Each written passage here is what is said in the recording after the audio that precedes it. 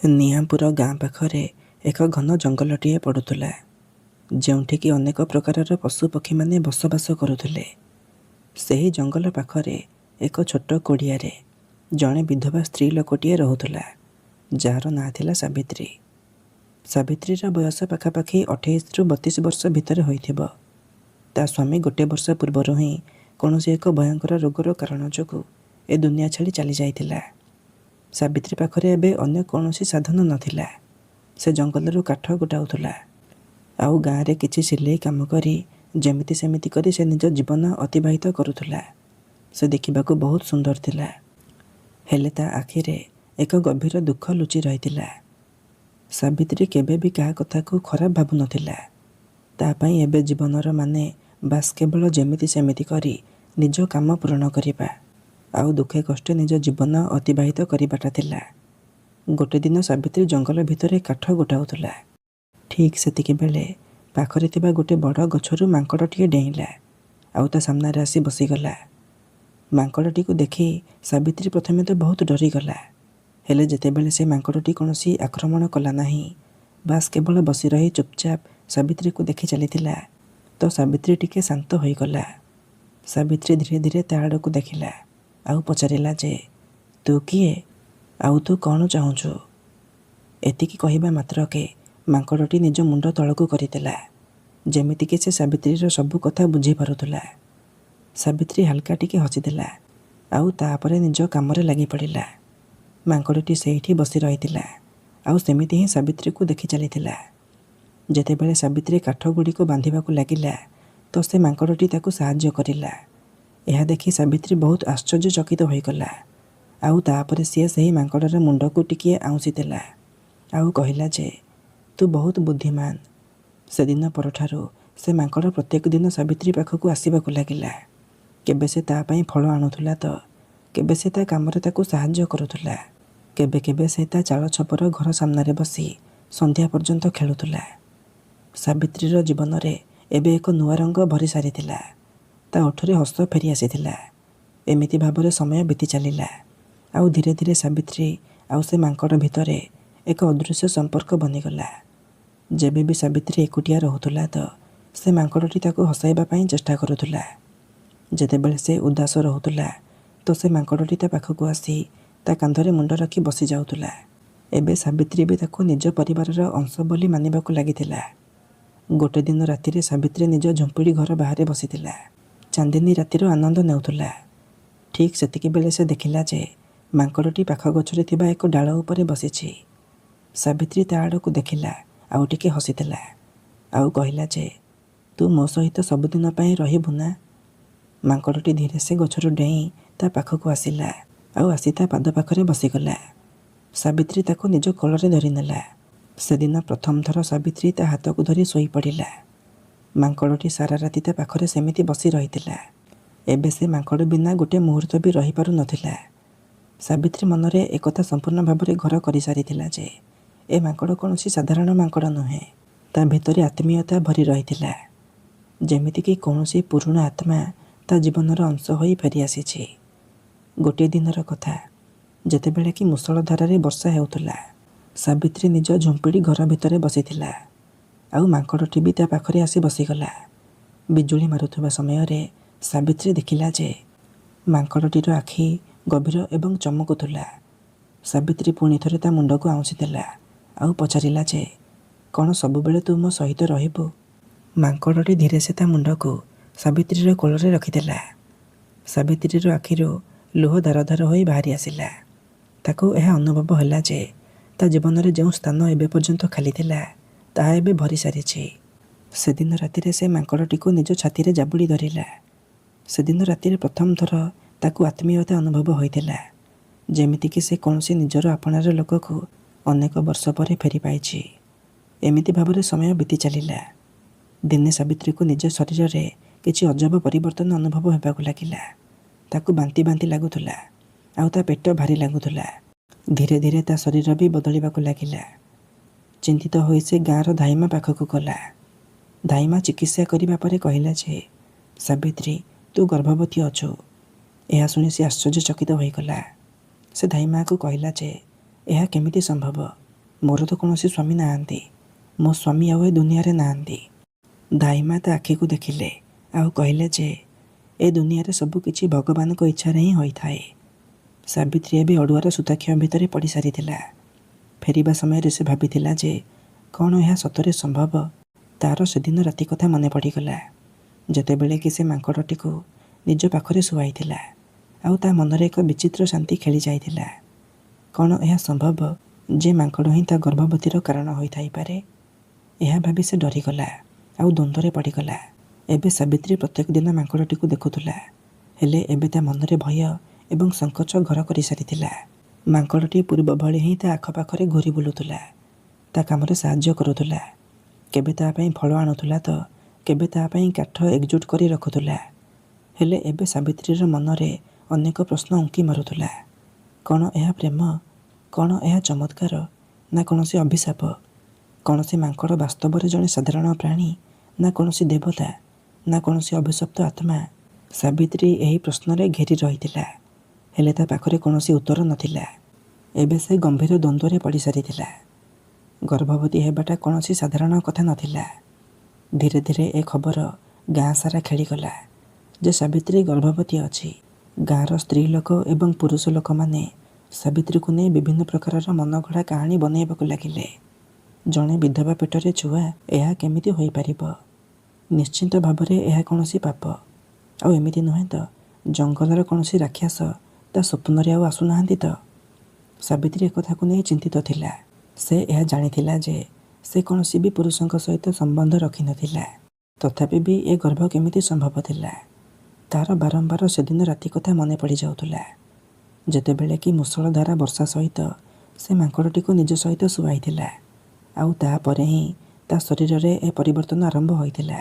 ଗୋଟିଏ ଦିନ ସାବିତ୍ରୀ ନିଜ ଝୁମ୍ପୁଡ଼ି ଘର ବାହାରେ ବସିଥିଲା ଆଉ ମାଙ୍କଡ଼ଟି ତା ପାଖରେ ବସି ତା ଆଡ଼କୁ ଦେଖିବାକୁ ଲାଗିଲା। ତା ଆଖିରେ ସେ ଗଭୀର ଚମକ ଥିଲା, ଯେମିତିକି ସେଦିନ ବର୍ଷା ହେଉଥିବା ରାତିରେ ଥିଲା। ଲୁହଭରା ଆଖିରେ ସାବିତ୍ରୀର ଆଖିରୁ ବାହାରିଲା ଯେ ମୁଁ ତୋତେ ସ୍ନେହ ଦେଇଛି, ମୁଁ ତୋତେ ଭଲ ପାଇଛି, ହେଲେ ଏହା କେମିତି ସମ୍ଭବ ଯେ ତୁ ମୋ ଗର୍ଭର କାରଣ ବନିଗଲୁ? ଯେତେବେଳେ ଗାଁବାଲାଙ୍କୁ ଜଣାପଡ଼ିଲା ଯେ ସାବିତ୍ରୀ ଗର୍ଭବତୀ ଅଛି, ତେବେ ସେଠି ହଲଚଲ ମଚିଗଲା। ଗାଁର ପଞ୍ଚାୟତକୁ ସାବିତ୍ରୀକୁ ଡକାଗଲା। ଗାଁର ମୁଖିଆ କଡ଼ା ସ୍ୱରରେ ସାବିତ୍ରୀକୁ ପଚାରିଲେ, ସାବିତ୍ରୀ, ସତ ସତ କହ ଯେ ତୋ ଗର୍ଭର ବାପା କିଏ? ସାବିତ୍ରୀ ନିଜ ମୁଣ୍ଡ ତଳକୁ କରି ଛିଡ଼ା ହୋଇଥିଲା। କିଛି କ୍ଷଣ ପରେ ସେ ଧୀର ସ୍ୱରରେ କହିଲା ଯେ ମୋତେ ଜଣା ନାହିଁ। ପଞ୍ଚାୟତରେ ଉପସ୍ଥିତ ଥିବା ଲୋକମାନେ କହିଲେ ଯେ ତୁ ମିଛ କହୁଛୁ। ବିନା କୌଣସି ପୁରୁଷର ସମ୍ପର୍କରେ ତୁ ଗର୍ଭବତୀ କେମିତି ହୋଇପାରିବୁ? ତୋ ପେଟରେ ଗର୍ଭ କେମିତି ରହିପାରିବ? କିଛି ମହିଳାମାନେ କହିଲେ ଯେ ନିଶ୍ଚିନ୍ତ ଭାବରେ ତୁ କିଛି ଲୁଚାଉଛୁ। ବହୁତ ସାହସ ଜୁଟାଇ ସାବିତ୍ରୀ କହିଲା ଯେ ମୋ ଜୀବନରେ କୌଣସି ପୁରୁଷ ଆସିନାହାନ୍ତି, ହେଲେ ଗୋଟିଏ ମାଙ୍କଡ଼ ଅଛି ଯିଏକି ପ୍ରତ୍ୟେକ ଦିନ ମୋ ସହିତ ରହୁଛି, ମୋର ସାହାଯ୍ୟ କରୁଛି। ସେ ହିଁ ମୋର ସାହାରା। ଏହା ଶୁଣି ମୁଖିଆ ହସି ହସି କହିଲେ ଯେ କ'ଣ ତୁ ଏହା କହିବା ପାଇଁ ଚାହୁଁଛୁ ଯେ ତୁ ଜଣେ ମାଙ୍କଡ଼ ଦ୍ୱାରା ଗର୍ଭବତୀ ହୋଇଛୁ? ଗାଁ ଲୋକ ଜୋର ଜୋରରେ ହସିବାକୁ ଲାଗିଲେ, ହେଲେ ସାବିତ୍ରୀର ଚେହେରାରେ ଗମ୍ଭୀରତା ଥିଲା। ସେ କହିଲା ଯେ ମୁଁ କେବେ ବି କାହା ସହିତ ସମ୍ପର୍କ ରଖିନାହିଁ। ମୁଁ ନିଜେ ବି ଜାଣିନି ଯେ ଏହା କେମିତି ହେଲା, ହେଲେ ଏହା ସତ ଯେ ଯେବେଠୁ ସେ ମାଙ୍କଡ଼ ମୋ ଝୁମ୍ପୁଡ଼ି ଘରକୁ ଆସିଛି, ସେବେଠୁ ମୋ ଜୀବନ ବଦଳି ଯାଇଛି। ଗାଁ ଲୋକ ଏହା ଶୁଣି ସାବିତ୍ରୀକୁ ଅପବିତ୍ର ଏବଂ କଳଙ୍କିତ ମାନିନେଲେ। ଗାଁର ସ୍ତ୍ରୀ ଲୋକମାନେ ତା ସହିତ କଥା ହେବା ବନ୍ଦ କରିଦେଲେ।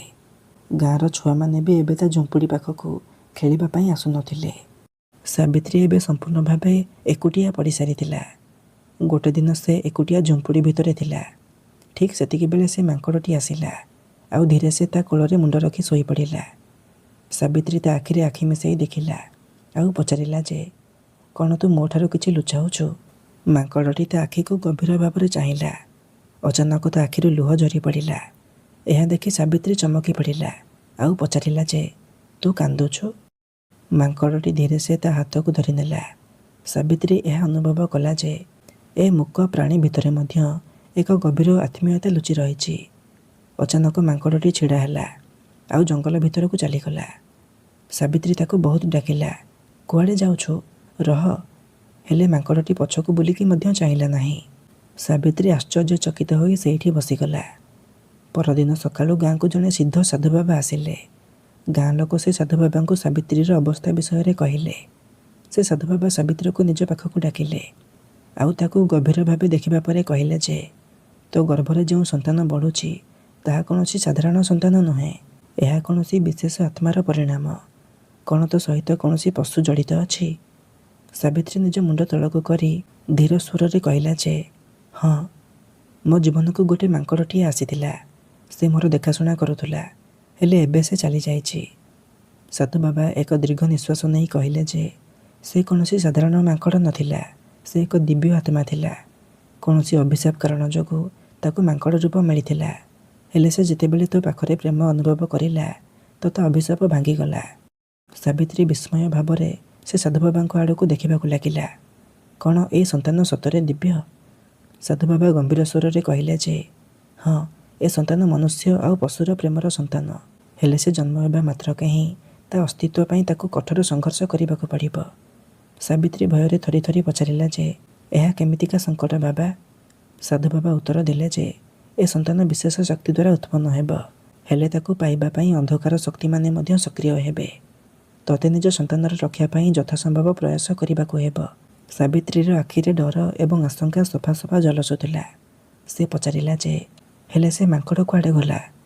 ସାଧୁବାବା କହିଲେ ଯେ ସେ ଏବେ ନିଜର ବାସ୍ତବିକ ସ୍ୱରୂପକୁ ଫେରିସାରିଛି।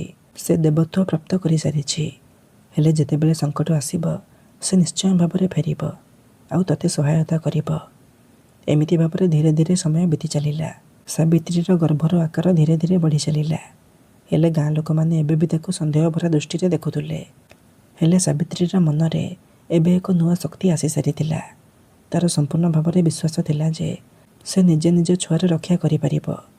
ଗୋଟେ ଦିନ ସାବିତ୍ରୀ ଜଙ୍ଗଲ ଭିତରେ କାଠଗୁଡ଼ିକ ଗୋଟେଇ ଏକାଠି କରୁଥିଲା।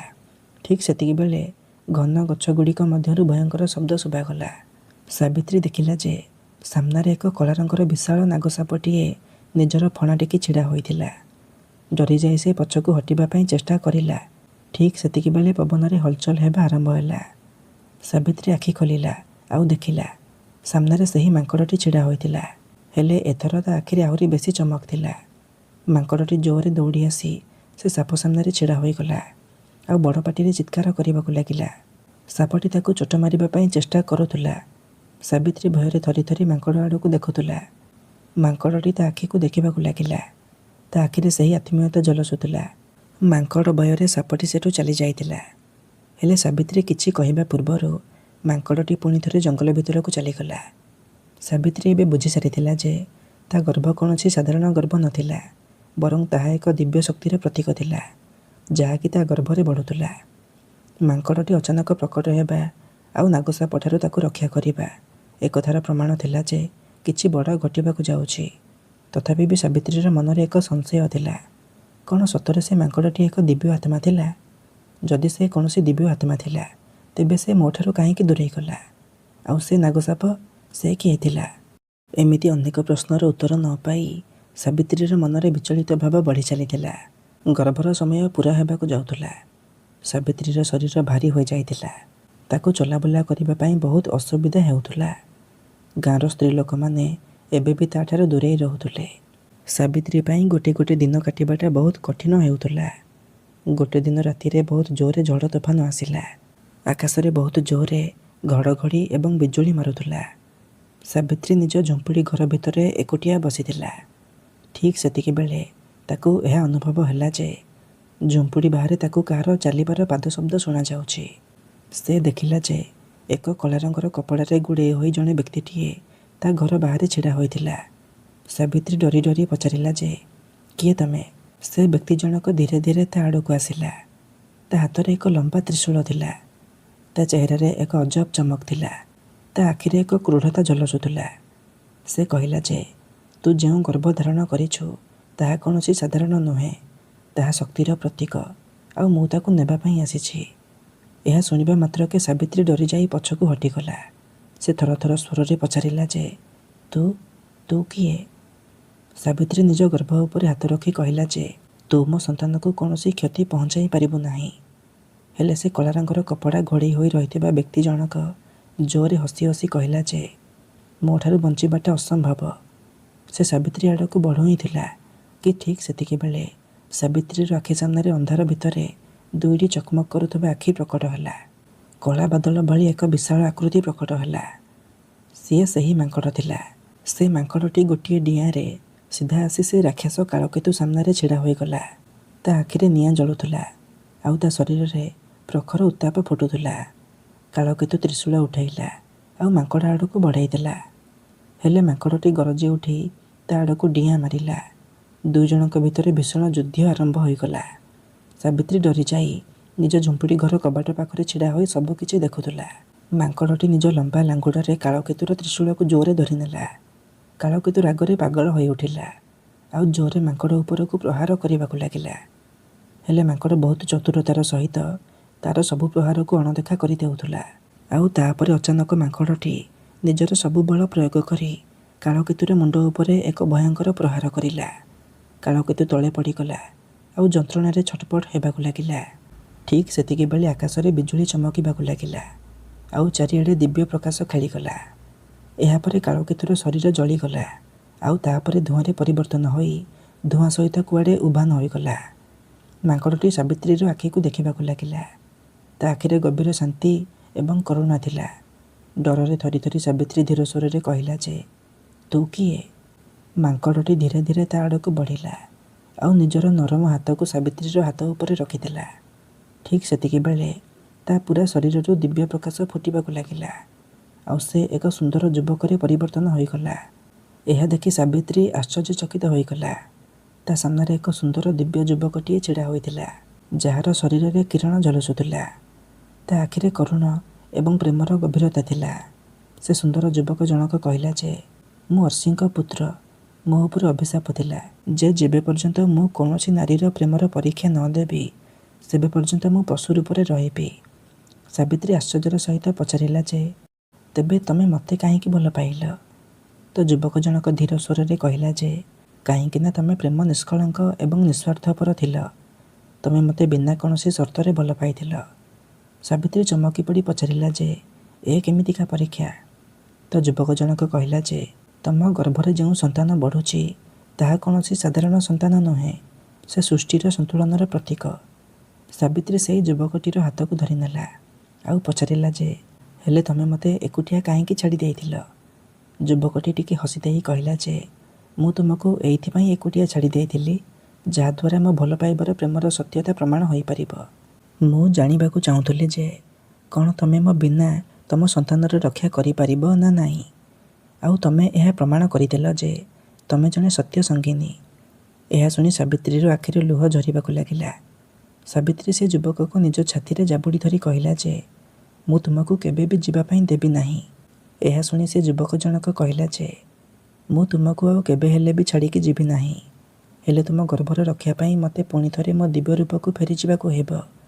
ମୁଁ ସେତେବେଳେ ଫେରିବି ଯେତେବେଳେ ତମ ଜୀବନ ପ୍ରତି ଆଉ ଆମ ସନ୍ତାନ ପ୍ରତି ବିପଦ ଘୁରି ବୁଲିବ। ସାବିତ୍ରୀ ଡରିଯାଇ କହିଲା ଯେ, ହେଲେ ଯଦି ତମେ ଚାଲିଯିବ ତେବେ ମୁଁ ଏକୁଟିଆ କେମିତି ରହିବି? ଯୁବକ ଜଣକ ନିଜର ଦୁଇ ହାତରେ ସାବିତ୍ରୀର ଚେହେରାକୁ ଧରି କହିଲା ଯେ, ତମ ମନରେ ଯେଉଁ ଶକ୍ତି ଅଛି ତାହା ହିଁ ତମର ରକ୍ଷା କରିବ। ଆଉ ଏହା ସତ ଯେ ତୁମେ ମୋତେ ଦେଖିପାରିବ ନାହିଁ, ହେଲେ ମୁଁ ତୁମ ସହିତ ସବୁବେଳେ ରହିବି। ସେ ଯୁବକ ଜଣକ ଧୀରେ ସେ ସାବିତ୍ରୀର ହାତକୁ ଛାଡ଼ିଲା ଆଉ ତାପରେ ପୁଣି ଥରେ ଉଜ୍ଜ୍ୱଳ କିରଣରେ ପରିଣତ ହୋଇଗଲା। ତାପରେ ସେ ପୁଣି ଥରେ ମାଙ୍କଡ଼ ରୂପକୁ ଫେରିଆସିଲା। ମାଙ୍କଡ଼ଟି ଶେଷ ଥର ପାଇଁ ସାବିତ୍ରୀ ଆଡ଼କୁ ପ୍ରେମ ଭରା ଦୃଷ୍ଟିରେ ଦେଖିଲା ଆଉ ତାପରେ ଜଙ୍ଗଲ ଭିତରକୁ ଦୌଡ଼ି ଚାଲିଗଲା। ସାବିତ୍ରୀ ସେଇଠି ବସି ରହିଲା। ତା ମନରେ ଭୟ ଏବଂ ପ୍ରେମ ଦୁଇଟା ଯାକ ମିଶ୍ରଣ ଥିଲା। ସେ ଜାଣିଥିଲା ଯେ ଯେଉଁ ସନ୍ତାନ ତା ଗର୍ଭରେ ବଢ଼ୁଛି ତାହା ଏବେ କେବଳ ଏକୁଟିଆ ତାର ନୁହେଁ, ସେ ସନ୍ତାନ ସୃଷ୍ଟିର ଭବିଷ୍ୟତର ରକ୍ଷକ ଥିଲା। ସାବିତ୍ରୀର ଗର୍ଭକାର ପୂରଣ ହେବାକୁ ଯାଉଥିଲା। ତା ଶରୀରରେ ହଲଚଲ ବଢ଼ିବାକୁ ଲାଗିଲା। ଗାଁର ଲୋକମାନେ ଏବେ ବି ତାକୁ ସନ୍ଦେହ ଭରା ଦୃଷ୍ଟିରେ ଦେଖୁଥିଲେ। ହେଲେ ସାବିତ୍ରୀର ମନରେ ଏବେ ନାହିଁ କୌଣସି ସଂଶୟ ଥିଲା, ନାହିଁ କୌଣସି ଡର, ନାହିଁ କୌଣସି ଭୟ। ତାର ପୁରା ବିଶ୍ୱାସ ଥିଲା ଯେ ତା ସନ୍ତାନର ଜନ୍ମ କୌଣସି ଏକ ଦିବ୍ୟ ଉଦ୍ଦେଶ୍ୟ ପାଇଁ ହେଉଛି। ସକାଳ ହେବା ମାତ୍ରକେ ଗାଁରେ ଏକ ଅଜବ ହଲଚଲ ମଚିଗଲା। ଆକାଶରେ ଅନ୍ଧକାର ଛାଇଗଲା। ଗଛଗୁଡ଼ିକ ଜୋରରେ ହଲିବାକୁ ଲାଗିଲା। ପକ୍ଷୀଗୁଡ଼ିକ ଡରିଯାଇ ଏପଟ ସେପଟ ହୋଇ ଡରିବାକୁ ଲାଗିଲେ। ସାବିତ୍ରୀ ନିଜ ଝୁମ୍ପୁଡ଼ି ଘର ବାହାରକୁ ଆସି ଦେଖିଲା ତ ବାହାରେ ଏକ ବିଶାଳ ଆକୃତି ଛିଡ଼ା ହୋଇଥିଲା। ସେ କାଳକେତୁ ଥିଲା। ତା ଲାଲ ଲାଲ ଆଖିରେ କ୍ରୋଧର ଜ୍ୱାଳାମୁଖୀ ଜଳୁଥିଲା। ସେ ବଡ଼ ପାଟିରେ ଚିତ୍କାର କରି କହିଲା ଯେ, ଦେଖ ମୁଁ ଫେରି ଆସିଛି। ତୋ ଗର୍ଭରେ ଥିବା ସନ୍ତାନକୁ ମୁଁ ଜନ୍ମ ହେବା ପାଇଁ ଦେବି ନାହିଁ। ସାବିତ୍ରୀ ବହୁତ ସାହସର ସହିତ କହିଲା ଯେ, ତୁ ମୋ ସନ୍ତାନକୁ ଛୁଇଁ ମଧ୍ୟ ପାରିବୁ ନାହିଁ। କାଳକେତୁ ଜୋର ଜୋରରେ ହସିବାକୁ ଲାଗିଲା ଆଉ କହିଲା ଯେ, ତୁ ଏକୁଟିଆ ମୋର କ'ଣ କରିପାରିବୁ? ମୁଁ ସ୍ୱୟଂ ଅନ୍ଧକାରର ସ୍ୱାମୀ। ସେ ରାକ୍ଷସ କାଳକେତୁ ନିଜ ହାତରେ ଥିବା ତ୍ରିଶୂଳକୁ ଉଠାଇଲା ଆଉ ସାବିତ୍ରୀ ଆଡ଼କୁ ଛାଡ଼ିଦେଲା। ସାବିତ୍ରୀ ନିଜ ଆଖି ବନ୍ଦ କରିଦେଲା। ଠିକ୍ ସେତିକି ବେଳେ ପବନରେ ଏକ ଗର୍ଜନ ଶୁଭାଗଲା। ସାବିତ୍ରୀ ନିଜ ଆଖି ଖୋଲିଲା ତ ଦେଖିଲା ଯେ ସାମ୍ନାରେ ସେହି ମାଙ୍କଡ଼ଟି ଛିଡ଼ା ହୋଇଥିଲା। ତା ଆଖିରେ ଅଗ୍ନିର ଜ୍ୱାଳା ବାହାରୁଥିଲା। ମାଙ୍କଡ଼ ପବନରେ ଡେଇଁ ପଡ଼ି ସେ ତ୍ରିଶୂଳଟିକୁ ଧରିନେଲା ଆଉ ସେ ତ୍ରିଶୂଳକୁ ଓଲଟା କାଳକେତୁ ଆଡ଼କୁ ଫୋପାଡ଼ି ଦେଲା। ତ୍ରିଶୂଳ କାଳକେତୁର ଛାତିରେ ଯାଇ ପଶିଗଲା ଆଉ କାଳକେତୁ ଯନ୍ତ୍ରଣାରେ ଚିତ୍କାର କରି ଉଠିଲା। ମାଙ୍କଡ଼ଟି ଜୋରରେ ଗର୍ଜନ କରି କହିଲା ଯେ, କାଳକେତୁ ତୋର ଅନ୍ତ ଏବେ ନିଶ୍ଚିନ୍ତ। ଏବେ ତୁ ଆଉ ଏ ସୃଷ୍ଟିର ଅଂଶ ରହିବୁ ନାହିଁ। କାଳକେତୁ ରାଗରେ କହିଲା ଯେ, ତୁ ମୋତେ ହରେଇ ପାରିବୁ ନାହିଁ। ତୁ ତ ବାସ୍ କେବଳ ଜଣେ ସାଧାରଣ ମାଙ୍କଡ଼ଟିଏ। ମାଙ୍କଡ଼ଟି ଜୋରରେ ଡେଇଁ ପଡ଼ିଲା ଆଉ କାଳକେତୁର ମୁଣ୍ଡରେ ପ୍ରହାର କରିଲା। ତା ଶରୀର ଜୋରରେ ଜଳିବାକୁ ଲାଗିଲା ଆଉ ସେ ପାଉଁଶରେ ବଦଳି ସାରିଥିଲା। ସାବିତ୍ରୀ ଦେଖିଲା ଯେ ମାଙ୍କଡ଼ଟି ଏବେ ଧୀରେ ଧୀରେ ତା ପାଖକୁ ଆସୁଥିଲା। ତା ଆଖିରେ ପ୍ରେମ ଏବଂ ଶାନ୍ତିର ଭାବନା ଥିଲା। ମାଙ୍କଡ଼ଟି ତା ହାତକୁ ଛୁଇଁଲା ଆଉ କହିଲା ଯେ, ଏବେ ତୁମକୁ ନିଜ ଭାଗ୍ୟର ସାମ୍ନା କରିବାକୁ ପଡ଼ିବ। ଅଚାନକ ସାବିତ୍ରୀ ଜୋରରେ ଯନ୍ତ୍ରଣା ହେବାର ଅନୁଭବ କରିଲା ଆଉ ସେ ତଳେ ବସି ପଡ଼ିଲା। ମାଙ୍କଡ଼ଟି ତା ହାତରେ ମୁଣ୍ଡ ରଖିଲା। ସାବିତ୍ରୀକୁ ଏହା ଅନୁଭବ ହେଲା ଯେ ଏକ ଦିବ୍ୟ ଶକ୍ତି ଧୀରେ ଧୀରେ ତା ଯନ୍ତ୍ରଣା ଭିତରୁ ଏକ ମଧୁର ଆଲୋକ ବନି ପ୍ରକଟ ହେଉଛି। ଏକ ଶିଶୁର କାନ୍ଦ ସ୍ୱର ଶୁଣାଗଲା। ସାବିତ୍ରୀ ଦେଖିଲା ତ ଏକ ଦିବ୍ୟ ବାଳକଟିଏ ତା କୋଳରେ ଥିଲା, ଯାହା ଶରୀରରୁ ସୁନେଲି ରଙ୍ଗର ପ୍ରକାଶ ବାହାରୁଥିଲା। ମାଙ୍କଡ଼ଟି ସେ ଛୁଆଟି ଆଡ଼କୁ ଦେଖିଲା ଆଉ କହିଲା ଯେ, ଏ ସନ୍ତାନ ମନୁଷ୍ୟ ଏବଂ ଦେବତାଙ୍କର ମିଳନର ପ୍ରତୀକ। ଇଏ ଭବିଷ୍ୟତରେ ଶକ୍ତି ଏବଂ ଧର୍ମର ସ୍ଥାପନା କରିବ। ଏହାର ରକ୍ଷା କରିବା ତୁମର କର୍ତ୍ତବ୍ୟ। ସାବିତ୍ରୀ ସ୍ନେହରେ ନିଜ କୋଳରୁ ନିଜ ହାତରେ ସେ ଛୁଆଟିକୁ ଧରିନେଲା। ମାଙ୍କଡ଼ଟି ଟିକେ ହସି ଦେଇ କହିଲା ଯେ, ଏବେ ମୋ କାର୍ଯ୍ୟ ସମ୍ପୂର୍ଣ୍ଣ ହେଲା। ସାବିତ୍ରୀ ଡରି ଯାଇ କହିଲା ଯେ, ଏବେ ତମେ ମୋତେ ଛାଡ଼ି ଚାଲିଯିବ ନାହିଁ। ମାଙ୍କଡ଼ଟି କହିଲା ଯେ, ଏବେ ମୋତେ ବାସ୍ତବରେ ଏକ ସ୍ୱରୂପକୁ ଫେରିବାର ଅଛି। ହେଲେ ଯେତେବେଳେ ତୁମକୁ ମୋର ଆବଶ୍ୟକତା ପଡ଼ିବ ସେତେବେଳେ ମୁଁ ଫେରି ଆସିବି। ସାବିତ୍ରୀ ସେ ଛୁଆଟିକୁ ନିଜ ଛାତିରେ ଜୋରରେ କୁଣ୍ଢାଇ ଧରିଲା ଆଉ କହିଲା ଯେ, ମୁଁ ଜାଣିଛି ଯେ ତୁ ମୋତେ କେବେ ହେଲେ ବି ଛାଡ଼ିକି ଯିବୁ ନାହିଁ। ମାଙ୍କଡ଼ଟି ପ୍ରେମଭରା ଦୃଷ୍ଟିରେ ତା ଆଡ଼କୁ ଦେଖିଲା ଆଉ ଧୀରେ ଧୀରେ ସ୍ୱର୍ଣ୍ଣ ପ୍ରକାଶରେ ଲୁପ୍ତ ହୋଇଗଲା। ସାବିତ୍ରୀ ଆକାଶ ଆଡ଼କୁ ଚାହିଁଲା ଆଉ ଏହା ଅନୁଭବ କଲା ଯେ ଏବେ ତା ଜୀବନ ଏକ ନୂଆ ଦିଗ ଆଡ଼କୁ ବଢ଼ି ସାରିଛି। ଗାଁର ଲୋକମାନେ ଯେଉଁମାନେ କି ସାବିତ୍ରୀକୁ ପୂର୍ବରୁ କଳଙ୍କିତ ବୋଲି ଭାବୁଥିଲେ, ଏବେ ସେ ସାବିତ୍ରୀକୁ ଦେବୀ ଭଳି ପୂଜିବାକୁ ଲାଗିଥିଲେ। ସାବିତ୍ରୀ ନିଜ ପୁଅର ପାଳନ ପୋଷଣ ବହୁତ ସ୍ନେହର ସହିତ କରିଲା। ତାର ବିଶ୍ୱାସ ଥିଲା ଯେ ଯେଉଁଦିନ ତା ପୁଅ ଉପରେ କୌଣସି ସଙ୍କଟ ଆସିବ ସେଦିନ ସେ ଦିବ୍ୟ ମାଙ୍କଡ଼ଟି ତା ସାମ୍ନାରେ ପ୍ରକଟ ହେବ। ତାର ସାହାରା ବନି ତା ସାମ୍ନାରେ ଛିଡ଼ା ହେବ। ନିଶ୍ଚିନ୍ତ ଭାବରେ ତା ପାଖକୁ ଫେରି ଆସିବ। ମାଙ୍କଡ଼ର ପ୍ରେମ ସାବିତ୍ରୀ ଜୀବନର ଏକ ଅଭିନ୍ନ ଅଂଶ ବନି ରହିସାରିଥିଲା। ଏମିତି ଭାବରେ ଏ କଥା ପ୍ରେମ ଏବଂ ଦିବ୍ୟତାର ପ୍ରତୀକ ବନିଗଲା, ଯାହାକି ଯୁଗ ଯୁଗ ପର୍ଯ୍ୟନ୍ତ ଲୋକମାନଙ୍କୁ ପ୍ରେରିତ କରି ଚାଲିବ। ତେବେ ଦର୍ଶକ ବନ୍ଧୁମାନେ, ଆଶା କରୁଛି ଆଜିର ଏହି କାହାଣୀଟି ଆପଣମାନଙ୍କୁ ନିଶ୍ଚିନ୍ତ ଭାବରେ ପସନ୍ଦ ଆସିଥିବ। ପସନ୍ଦ ଆସିଥିଲେ ଭିଡ଼ିଓଟିକୁ ଲାଇକ୍, ସେୟାର ଆଉ ଚ୍ୟାନେଲକୁ ସବସ୍କ୍ରାଇବ୍ କରିବାକୁ ବିଲକୁଲ ବି ଭୁଲନ୍ତୁ ନାହିଁ। ଆଉ କମେଣ୍ଟ ବକ୍ସରେ ଏହା ଜଣାନ୍ତୁ ଯେ ଆପଣମାନେ କେମିତିକା କାହାଣୀ ଶୁଣିବା ପାଇଁ ପସନ୍ଦ କରିବେ। ତାହେଲେ ଆଜି ପାଇଁ ରହୁଛି। ପୁଣି ଦେଖା ହେବ ଆଉ ଏକ ସୁନ୍ଦର କାହାଣୀ ସହିତ ଆଉ ଏକ ନୂଆ ଭିଡ଼ିଓରେ। ଧନ୍ୟବାଦ।